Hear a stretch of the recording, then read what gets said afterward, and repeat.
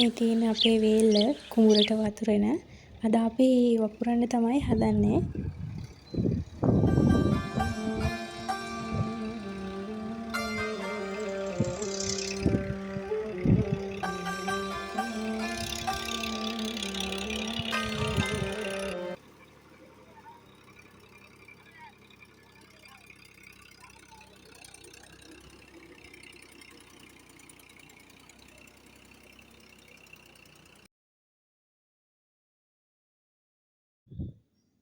උදේ පුංචි පොද ගතියක් තිබුණ නිසා අපි වැඩ පටන් ගත්තත් 10 විතර වුණා.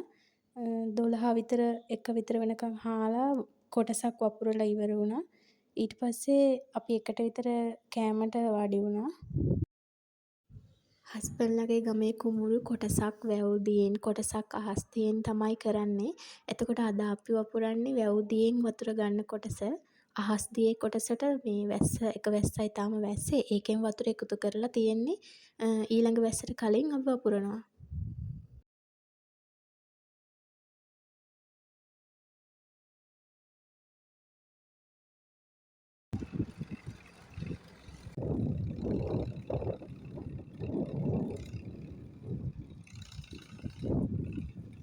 වී හින්න තාත්තා මේ වී ටික දාගෙන යනවා.